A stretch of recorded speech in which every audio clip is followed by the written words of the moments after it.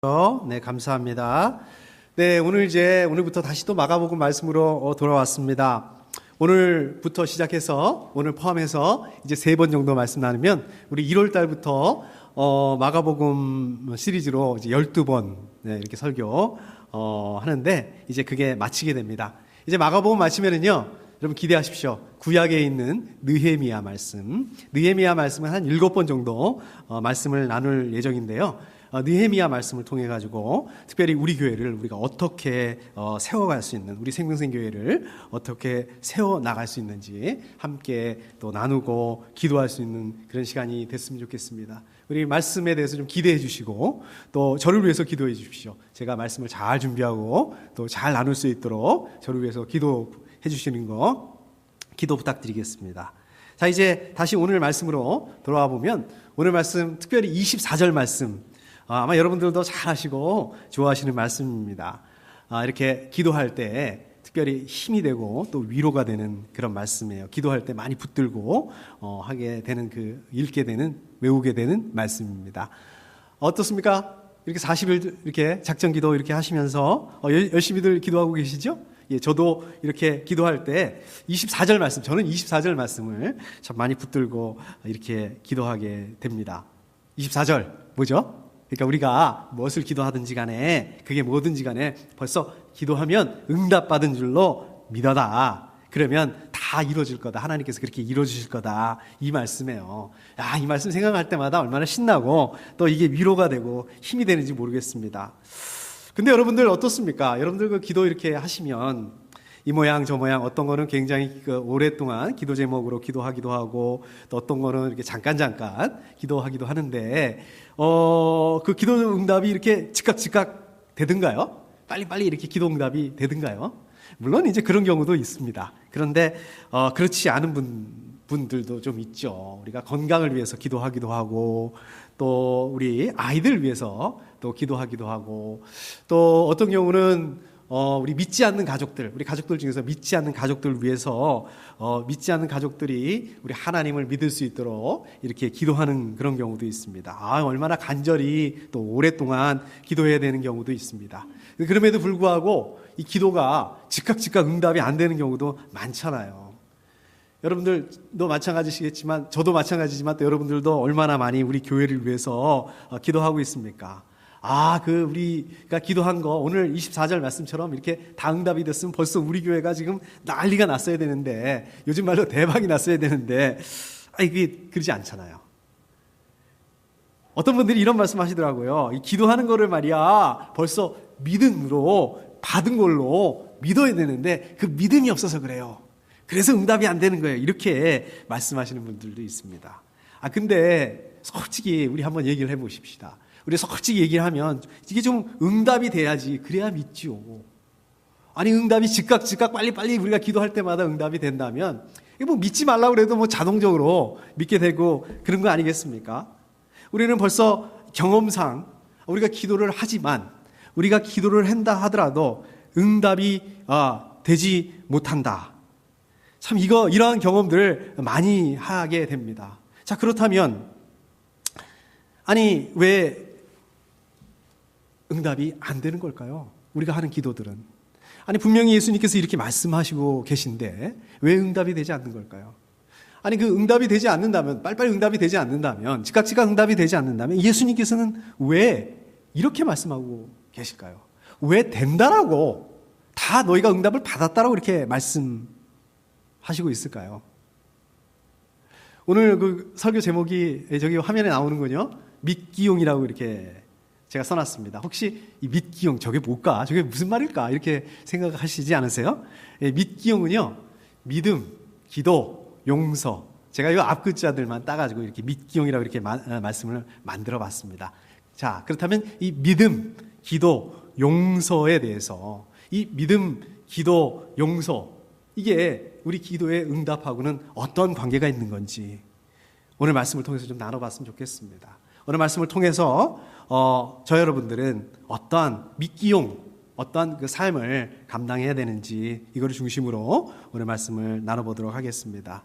자, 오늘 말씀 오늘 말씀 많이 들어보셨죠? 오늘 말씀 많이 잘 아시는 그 말씀인데, 자, 그렇다면 오늘 말씀이 언제쯤 일어났던 사건일까요?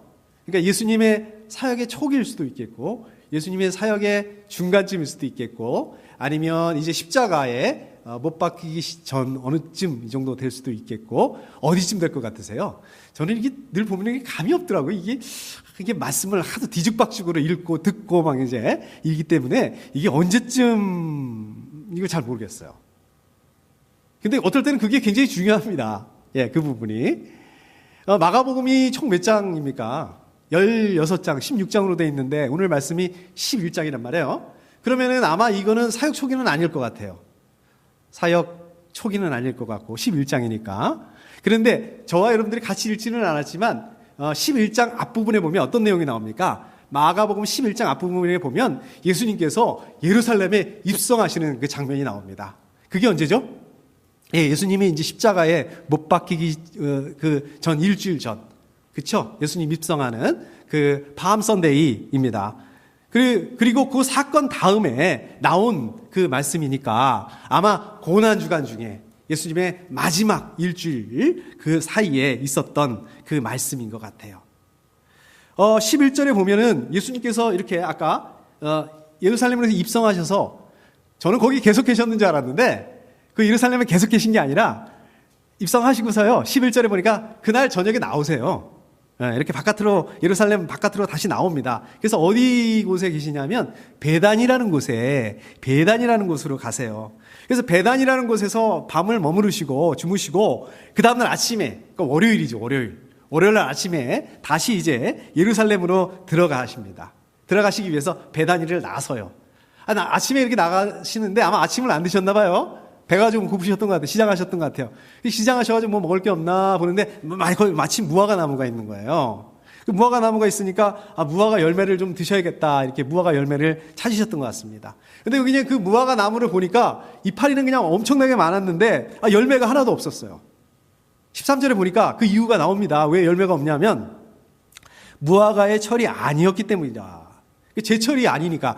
요즘에는 뭐 과일이 철이 없죠. 아무 때나 우리가 먹을 수 있는데 제가 어렸을 때만 해도 그 과일이 철이 있지 않습니까? 봄에는 뭘 먹을 수 있고 또 여름에는 뭘 먹을 수 있고 뭐 수박 같은 거 항상 여름에 먹고 또 가을에 먹을 수 있는 뭐 사과, 배 이제 이렇게 돼 있지 않습니까? 근데 지금 이게 제철이 아니니까 무화과 철이 아니니까 무화과 열매가 없을 수밖에 없죠. 자, 그렇다면 예수님께서 그 철도 모르고 무화과 철이 아닌 것도 모르고 그 무화과 열매가 당연히 없을 건데 그 철을 모르고 제철을 모르시고 무화과 열매를 찾으셨다는 건가? 이제 이렇게 되는 거죠. 뭐 그럴 수 있죠. 착각할 수 있죠. 우리도 뭐 시간이 얼마나 빨리 가는지 잘 모르니까. 예수님께서 착각을 하고 그랬으면 뭐 그럴 수 있는데 착각을 했는데 열매가 없는 걸 보고 어떻게 하냐면 그 다음에 무화과 열매에 대해서 저주를 하세요. 이거 무화과 나무 입장에서 보면 이건 너무 억울한 거죠. 지금 철이 아니어가지고 열매가 안 열린 건데, 거기다 대고, 저주까지 한다. 이건 너무 하시는 거 아닌가. 저는 옛날에 좀 그런 생각이 좀 들더라고요. 이제 하여튼 이런 일이 있고, 그 다음에 어떻게 됩니까? 그 일이 있은 다음에 이제 예수님께서 이제 예루살렘으로 들어가세요. 이제 그 다음에는 또 잘하시는 부분이죠. 예수님께서 어떻습니까? 그 성전에서 그냥 그 장사하고 있는 사람들 상을 뒤집어 엎고 그 다음에 사람을 내쫓아 버리시고 막 이런 일을 하세요. 이걸 뭐라 그럽니까? 우리가 성전 정화라고 이렇게 얘기를 하죠. 성전 정화 작업을 이렇게 하셔요. 그리고 성경을 잘 보면 그 일이 있은 다음에 그날 저녁에 또 나오세요. 바깥으로. 베다니로 다시 돌아오세요. 그리고 이제 그 다음 날 아침, 이게 오늘 말씀이죠. 오늘 이제 저와 여러분들 같이 읽은 이제 오늘 말씀인데 그 다음날 아침 그러니까 어떻게 된 거예요? 이틀 지나서 화요일이 되는 거예요. 화요일 날 아침에 예루살렘으로 이게 꼭 우리로 말하면 출퇴근하시는 것처럼 이제 다시 예루살렘으로 출근하시는 것처럼 이제 예루살렘으로 가시는데 어저께 그 무화과 나무를 딱 본 거예요. 어저께 그 무화과 나무를 딱 봤는데 이게 어떻게 되냐면 예수님이 그 저주하신 것처럼 벌써 말라 죽어 있었더라 이렇게 됩니다. 20절에 보니까 무화과 나무가 뿌리채 말라버렸다 이렇게 말씀하고 있어요.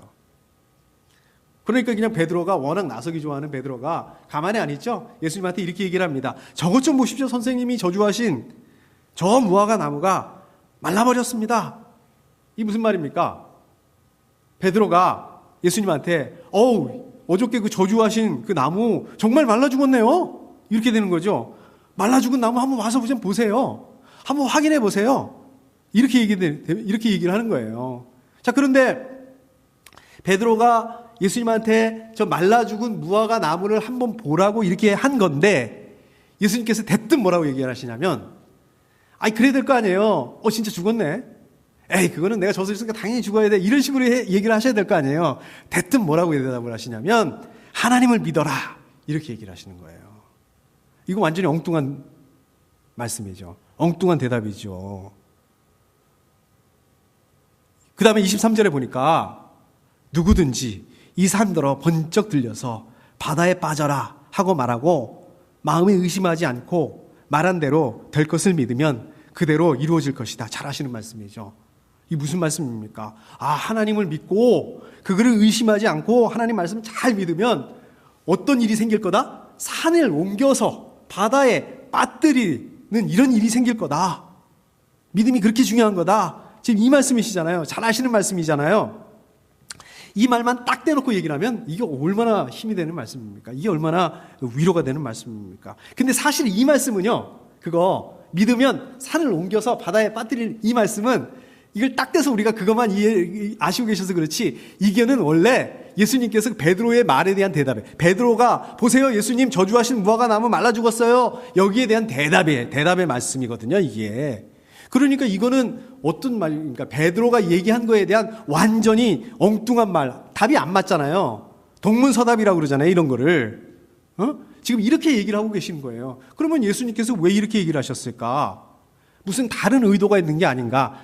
맞습니다. 다른 의도가 있는 거예요. 이건 베드로의 무화과 나무가 저주받았다, 여기에 대한 얘기를 하고, 거기에 대한 답을 하고 있는 게 아니라 다른 의도로, 다른 의미로 얘기를 하고 있는 겁니다. 자, 그러면 어떤 다른 의미가 있는가? 자, 여기서 보십시오. 누구든지 이 산더러 번쩍 들려서 바다에 빠져라. 이 말씀 어떠세요? 산을 들어서 바다에 빠져라. 이거는 불가능한 일이죠. 요즘은 가능하기도 하더라고요. 제가 살던 동네를 가보니까 약간 어렸을 때부터 살던 동네 약간 산동네인데 그냥 여기 완전히 산이 없어져 버렸어요. 그냥 아파트 진다고 완전히 다 없어져 버렸어요. 중장비 같은 걸로 해가지고 다 없어져 버렸더라고요. 지난번에 갔더니. 요즘 같은 경우는 가능합니다. 그런데 그 당시 사람들에게는 이거는 가능한 일이 아니에요. 불가능한 일입니다. 다시 말하자면 우리 사람의 영역으로는 안 되는 일이라는 얘기예요. 그럼 누구 영역으로 되는, 사람의 영역으로 안 되면 누구 영역으로 되는 일이라는 얘기입니까? 사람으로는 불가능한데 가능한 영역, 하나님의 영역이라는 거예요. 이거는 산을 옮기는 일은 하나님의 일이다라고 얘기할 때 그렇게 얘기를 합니다. 구약에 보면 많이 나와요, 이런 얘기들이. 욥기 9장 5절에 보면 이런 말씀이 있습니다. 아무도 모르는 사이에 산을 옮기시며, 하나님이 그렇게 하신다는 거죠. 진노하셔서 산을 뒤집어 엎기도 하신다, 이런 말씀이 나온단 말이에요. 자, 그 다음에 또 보면 스가랴 말씀에 보면 스가랴 14장 4절에 보면 그날이 오면, 그리고 막 중간에 있는데 중간 생략하고, 산의 반쪽은 북쪽으로 다른 반쪽은 남쪽으로 옮겨주실 거다. 스가랴가 무슨 말씀이에요? 마지막 날을 예언하고 있는 그 말씀이거든요. 예언의 말씀이거든요. 그러니까 마지막 때에 어떤 일이 일어나느냐, 하나님께서 산을 옮기시는 일이 일어나게 하게 된다. 하나님께서 산을 옮기시는 그러한 일이 일어나면 이게 바로 마지막 때다. 마지막 때를 산을 옮긴다는 이 얘기는, 지금 예수님께서 말씀하고 있는 이 얘기는 마지막 때에 일어날 그 특징에 대한 예언의 말씀입니다. 그거를 얘기하고 계시는 거예요, 지금 예수님께서. 그 다음에 여기서 말씀하지 않으셨지만 성전에 대해서, 자, 성전은 어떻습니까? 성전은 어떤 곳입니까? 우리가 말하는 지금 이 교회하고는 조금 다른 개념을 가지고 있습니다. 우리는 어디서든지 하나님 만날 수 있고 어디서 하나님 예배할 수 있잖아요. 그런데 그 당시 사람들은 성전, 하나님 만나고 하나님을 예배하는 곳이에요. 꼭 성전에서만 그랬단 말이에요. 하나님께서 이스라엘 사람들을 만나주시는 곳, 이스라엘 사람들의 기도에 응답하시는 곳, 이스라엘 사람들의 죄를 용서해 주시는 것, 여기가 성전입니다. 자, 그런데 바로 그 전날 어떤 일이 있었다고 그랬어요? 전날에 그냥 그 성전에서 장사하는 사람들, 막 이런 사람들로 있으니까 예수님께서 다 쫓아버리고 상을 엎어버리고 성전 정화하셨다고 그랬잖아요. 왜 그랬습니까? 성전이 완전히 타락을 해버린 거예요. 성전이 변질이 돼버린 거예요. 그래서 무슨 얘기다? 이제 이 타락하고 변질된 이 성전이 아니라 예수님을 통한 그러한 새로운 구원 계획. 그러니까 예수님께서 십자가에, 아까 그랬잖아요. 고난주일이라고 말씀드렸잖아요. 이 예수님께서 십자가의 죽으심을 통해서 이스라엘 사람들에게 새로운 성전을 건축하신다. 이거를 믿어라. 이렇게 될 거를 믿어라. 이렇게 하실 하나님을 믿어라. 제자들에게 이 말씀을 하고 계신 거예요. 누구든지 예수님께서 십자가의 죽으심을 통해서 그 이스라엘 사람들의 새로운 성전을 건축하신다는 거, 이거를 의심하지 않고 믿으면 어떤 일이 일어난다요? 어떤 일을 하나님께서 하신다? 이 산이 무슨 산입니까?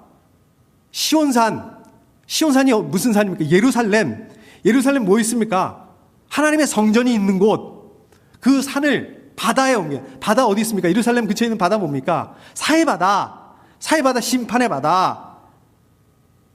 타락하고 변질된 그 성전, 더 이상 하나님의 성전으로서의 그 기능을 할 수 없는 그 성전은, 그 기능을 잃어버린, 타락해버린 이 성전을 어디다? 심판의 바다에다가 지금 집어넣고 있는 이 그림이잖아요. 이거예요. 파멸하는 모습. 이걸 말씀하고 있는 것입니다. 자, 그렇게 잘 보십시오. 무화과 나무 열매가 없는 그 무화과 나무를 저주하셔서 말라 죽게 하셨던 그 사건하고 이 부분하고 한번 연결을 시켜보면 이렇습니다. 이 무화과 나무가 누구를 상징하고 있는 거예요? 누구를 비유하고 있는 겁니까? 이거는 이스라엘을 비유로 하시는 말씀이에요. 이 무화과 나무처럼, 왜 이게 이스라엘의 비유냐? 무화과 나무처럼 하나님의 축복을 받았어요, 이스라엘. 하나님의 백성이지 않습니까? 그런데 정작 무화과 나무에 열매가 없었던 것처럼 이스라엘 백성들이 하나님의 풍성한 축복과 은혜를 받았음에도 불구하고 하나님과의 관계가 어떻습니까? 신실하지 못해요. 누가? 종교 지도자들, 이스라엘 백성들, 하나님의 백성들. 어떻다고요? 위선, 외식. 이제 이 사람들이 하나님의 심판의 대상이라는, 이렇게 비유로 말씀하시는 거예요. 그러니까 입만 무성하고 정작 있어야 될 열매가 없는 무화과 나무와 같은 이런 이스라엘의 외적인 삶, 종교, 이게 종교의식으로 바뀌어버린 거예요. 형식적인 종교의식으로 바뀌어버린 그 형식적인 종교의식을 위한 이 성전이 돼버린 이 하나님의 성전, 마치 무화과 나무가 저주를 받았던 것처럼 곧 심판을 받고 몰락하게 될 거다, 이 말씀하고 있는 것입니다. 그리고 어떻습니까? 이스라엘 백성들, 이스라엘 백성들은 자기들을 영적으로 회복시키기 위해서 이 마지막 때에 이 땅에 오신 메시아를 알아보지 못합니다. 깨닫지 못합니다.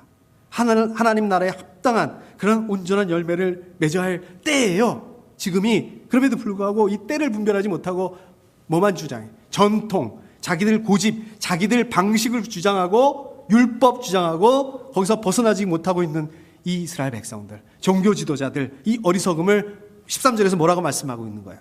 무화과의 철이 아니었기 때문이다, 이렇게 말씀하고 있는 거예요. 자, 그렇다면 성전에 대한 미련을 떨쳐버리고 믿음으로 기도할 수 있다면, 이제 하나님께서는 사람이 만든 그러한 그 성전, 이게 정말 비교조차 되지 않는 이 모든 사람들을 위해서, 모든 사람들을 대속하기 위해서 오신 이 예수님으로 말미암아서 우리의 죄와 허물을 용서해 주신다는 말씀입니다. 그러니까 여기서 말씀하시는 이 믿음이 어떤 믿음을 말씀하고 있는 거예요? 이거는 저와 여러분들이 그 원하는 거, 여러분들 그 기도 제목 있지 않습니까? 우리가 바라는 그 기도 제목 있지 않습니까? 우리가 바라는 그 소원 있지 않습니까? 우리가 바라는 그 믿음, 그거에 대한 믿음이 아니라 영생에 대한 믿음에 대해서 말씀하고 있는 것입니다. 요한복음 6장 27절에 보면 이렇게 말씀하시죠? 제가 한번 읽어보겠습니다. 너희는 썩어 없어질 양식을 얻으려고 일하지 말고 영생에 이르도록 남아있을 양식을 얻으려고 일하여라. 썩어질 게 아니라 영생을 얻을 수 있도록 해야 된다. 영생을 구하고 영생을 주실 것을 우리가 믿어야 된다고 말씀하고 있습니다. 자, 그렇기 때문에 마찬가지로 저 여러분들도 오늘 말씀에서 말씀하고 있는, 어떻습니까? 이파리는 막 무성한데 열매를 맺지 못하는 이 무화과 나무처럼 우리가 겉으로는 번지르한데 그 번지르한 게 다 어떤 거라고요? 썩 없어질 것들, 세상의 것들, 본질이 아닌 것들, 우리 영생하고 아무것도 관계없는 것들. 근데 이런 것들이 아니라 썩지 않을 것들, 우리 본질의 것들, 영생의 것들, 이거를 구하고 그거를 가져야 된다는 말씀입니다.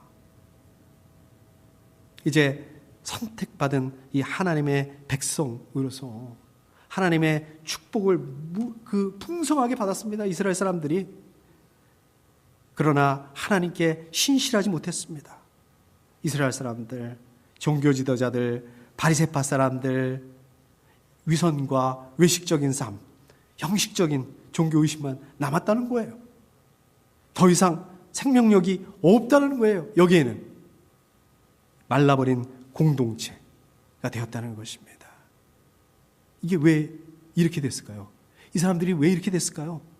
이 사람들 어떤 사람입니까? 하나님의 백성, 하나님을 잘 믿는다라고 이렇게 생각했어요. 찰떡같이 생각을 했어요. 근데 뭐라고요? 실제로는 이 사람들 안에 하나님을 믿는 믿음이 없다라는 거예요. 안 믿는다, 하나님을 안 믿는다는 거예요. 그런데 더 이상 이 이파리만 남아있는, 겉으로만, 명목상으로만 남아있는 이 하나님의 이 백성, 이 공동체가 아니라 그 산을 들어서 바다에다 던져버리고 이제는 누구를 통해서? 예수 그리스도를 통해서, 예수 그리스도의 그 통한 영생을 가지고 새로운 공동체, 생명이 있는 공동체, 하나님만 믿는 공동체, 어떤 공동체예요 이게? 교회 공동체를 세우시겠다, 이 말씀하고 있는 것입니다. 여러분들, 그렇기 때문에 우리 생명생교회 이 말씀을 기억하셔야 됩니다. 우리 생명생교회도 믿음의 공동체, 믿음의 가족 공동체가 되어야 됩니다. 여러분들 교회를 위해서 기도하실 때 이걸 위해서 기도해 주셔야 돼요. 물론 뭐 더 많은 분들이 모이고 우리 교회도 부족한 게 없고 이러면 더 좋겠죠. 근데 한번 생각해 보십시오. 우리 교회에 많은 분들이 모였어요. 우리 교회에 이제 부족한 부분도 없어요. 근데 우리 안에 믿음이 없다면 어떻게 되는 거라고요? 잎사귀는 무성한데 열매가 없는 그 무화과 나무처럼 영적으로 말라 죽어버리는 그런 교회가 된다는 거예요. 여러분들, 제가 한국교회에 대해서 얘기하는 거 자제합니다. 이런 얘기 잘 안 해요. 하고 싶지 않아요. 그런데요, 우리 한국교회 위해서 정말 기도해야 됩니다. 요즘에는 우리 교회에 나오는, 교회에 대해서 나오는 기사가, 뉴스가 뭐 하도 나쁘다 보니까 이제 웬만한 거에 놀라지도 않아요. 새롭지도 않아요. 이번에도 또 하나 터졌더라고요. 정말 이러다가는 우리 한국교회가 잎사귀만 무성한 그 무화과 나무처럼 생명력도 없고 사람들에게 아무런 영향력도 주지 못하는, 벌써 영적으로 다 죽어버린 그런 거 아닌가, 이런 걱정이 들어요. 제가 사실은요, 저희 교회 4년, 5년 이렇게 목회하면서 사실 한국교회에 대해서 기도 많이 못했어요. 그냥 우리 교회만 붙들고 우리 교회 성도님들, 우리 교회 가족들만 붙들고 기도를 했는데, 요즘에 그런 생각이 들어요. 이게 내가 잘못했구나. 우리 한국교회가 살아야 되는데, 먼저 한국교회를 위해서 기도해야 되는데, 여러분들 한국교회 위해서 기도하셔야 됩니다.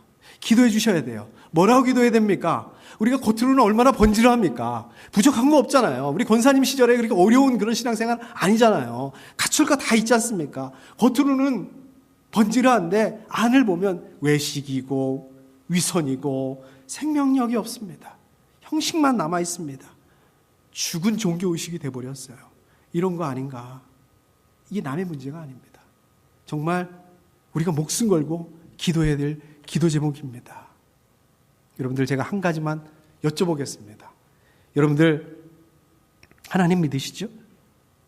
그리고 아까 그 믿음, 요거 그 믿음 아니라고 그랬어요. 하나님이 영생에 대한 믿음이라, 하나님께서 여러분들에게 영생을 주셨다는 거, 그래서 영생 가지고 계시다는 거, 이거 믿으시죠? 아멘이라고 하셔야죠. 네. 자, 그러면 이걸 어떻게 증명하실래요? 어떻게 알 수 있습니까? 어떻게 보여줄 수 있습니까? 이렇게 주일날 예배 드리는 거?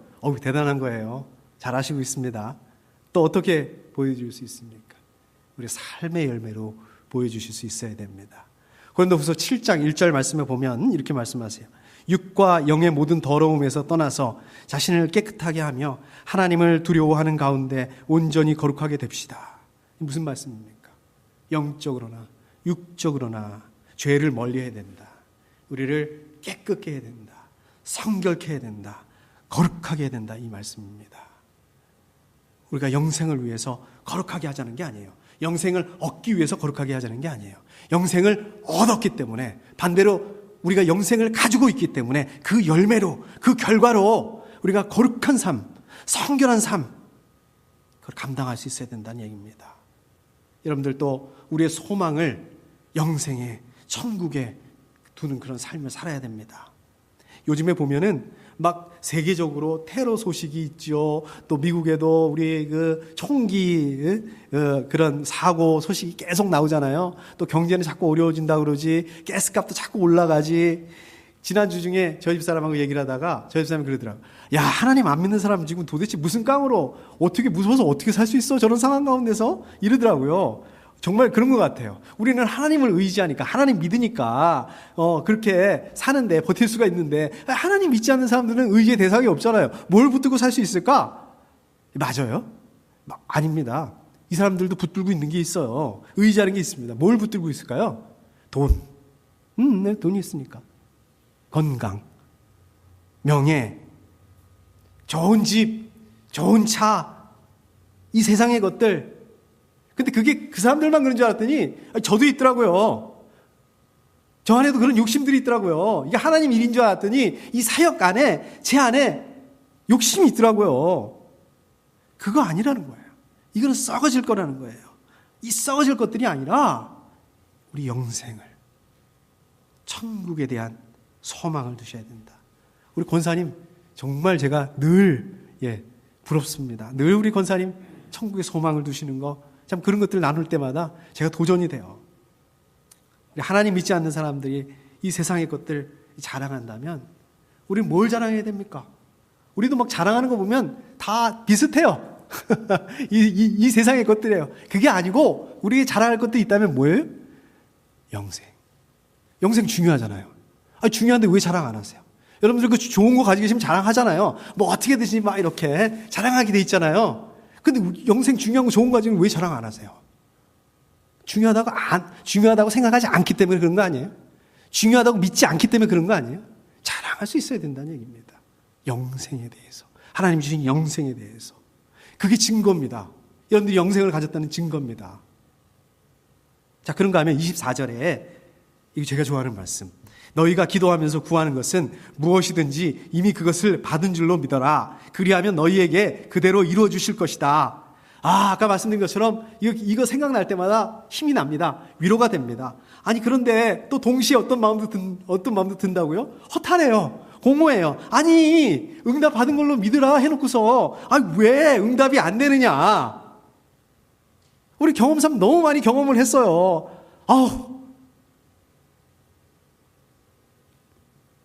근데 여기 보시면은요, 받은 줄로 믿어라. 이 원어적인 의미를 보면 이 믿는다는 게 어떤 의미냐면요, 어떻게 믿으세요? 기도하고 아멘 믿어요 이렇게 끝나는 게 아니라 믿는데 계속해서 믿는다는 거예요. 믿고 또 믿고 또 믿고 1분 뒤에 또 믿고 내일도 또 믿고 계속해서 믿어야 된다. 이 기도하는 사람은 어떻다고요? 하나님의 능력과 신실하심과 이런 것들을 믿어야 된다는 얘기예요. 염려하지 말고 감사하고 계속해서 기도해야 된다. 여러분들 기도하는 시점은 언제입니까? 기도하는 거 지금 기도하죠? 응답되는 건 언제 응답됩니까? 지금이 아니라 미래에 어느 순간에 응답이 되는 거죠. 기도하고 구하는 거는 언젠가는 반드시 이루어 주실 거라는 그러한 믿음을 가져야 된다. 비록 눈앞에는 아무것도 안 일어난 것처럼, 응답이 안 된 것처럼 이렇게 된다 하더라도 믿어야 된다. 뭘 믿으라는 거예요?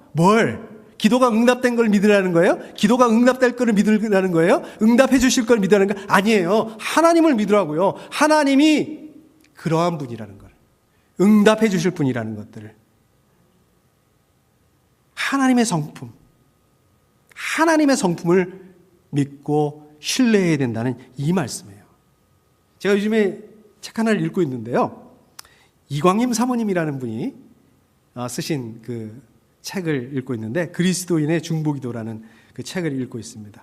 여기 보면 이 사모님이 그 단기 선교팀하고 필리핀 단기 선교를 갔어요. 근데 거기 보니까 어디로 갔냐면 유흥가로 간 거예요. 뭐 술집 많은 데인지 아마 이런 데를 간 것 같아요. 근데 거기 갔더니 호객하는 그 여자 아이들이 있더라는 거예요. 예상이 되시죠? 뭐 저도 거기 자세히는 안 나와 있어서 잘은 모르겠지만 예측은 할 수 있을 것 같아요.